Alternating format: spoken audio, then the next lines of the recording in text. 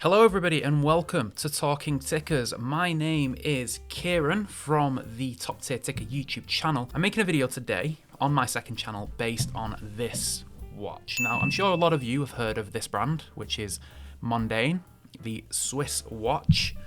Now Mondane are known for creating railway clocks in Europe. I've seen some in Germany myself, but I believe they also make them in Switzerland too. However, for some reason, Mondane don't necessarily get the respect that they deserve amongst like the Swiss watch industry. And I specifically mean within like the enthusiast space. I mean, there's loads of Swiss brands like Tissot, Doxa, Hamilton. I mean, there's tons of Swiss-made watches that get a lot of respect and find themselves inside of a lot of enthusiast collections. However, for whatever reason, Mondane just isn't one of them. And that's why this watch that you're looking at right here, I managed to get on eBay for £150.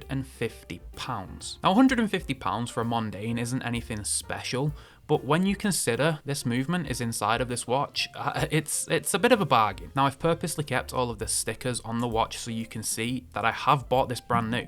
I mean, it's technically pre-owned because somebody's bought it and then resold it, but it is a brand new watch. It's never been worn before. And here is the reference number for anybody interested. This is the Helvetica Mechanical, and I've actually been waiting a few weeks to make this video just to do this. I hope that was satisfying, and look how clear that crystal is now. Okay, now we've got the case back sticker to take off.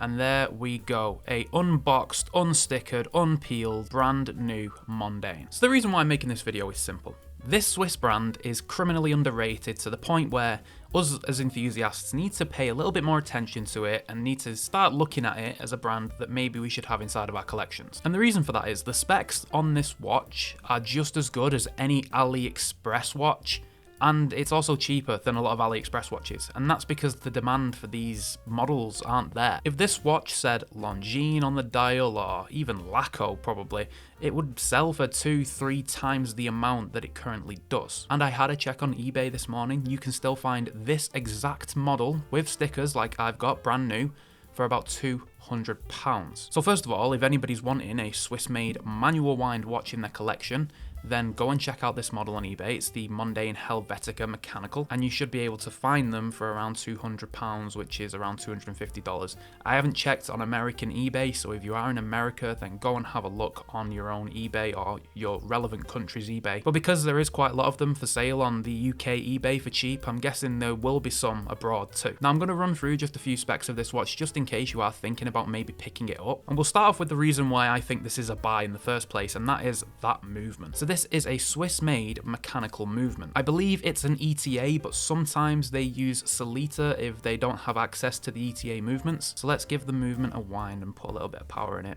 First of all, that is a very nice, smooth wind. Not too loud, it's got a little bit of kick to it, and this is exactly what I expect from a Swiss mechanical movement. Nice, smooth, no grindiness, and I believe, too, that that is a high beat movement, which is insane considering this watch cost me £150. Now, in terms of size, you're looking at bang on 40mm for the case diameter. You're looking at just over 44mm in lug to lug, and then the case thickness is just over 9mm. I think we all need to ask ourselves, why is this even possible? Why are we all chasing the same watches on eBay and spending ridiculous amounts on watches when watches like this exist? Sure, the design of the dial is a little bit weird with all this text down towards the 6 o'clock and quite off center, but as a fan of minimalist designs, I like it. I think it's pretty cool. And this metallic dial is so good. You can see the texture as you move it around through the different light sources. It looks great. And here it is next to a 35mm Kuo. I think they look of quite a similar size considering this one's 5mm bigger. In terms of lug to lug, they're actually around about the same size. If anything, the Kuo might actually be a bit longer. And there it is on my 6.5-inch wrist. I do think it has quite a lot of presence, and that's because the dial of the watch is so big. When you think of a 40mm dive watch, the bezel tends to do a lot of the lifting in terms of making the watch look good on wrist. But basically, when you remove that bezel, you actually lose a bit of the wearability. I still think it's a well-proportioned watch, but it's definitely modern in terms of sizing. It certainly suits my wrist. However, I definitely prefer my watches a little bit smaller than this. But for anybody out there who either has a larger wrist or just prefers wearing larger watches in general, this was definitely a watch that you should check out, especially for the low price. Leather strap's okay, could be better, but it's okay. As this is my first review video on this channel, make sure you are subscribed for weekly watch reviews just like this, in hands, talking watches. Thank you for tuning in to Talking Tickers, and I will see you in the next review. Bye for now.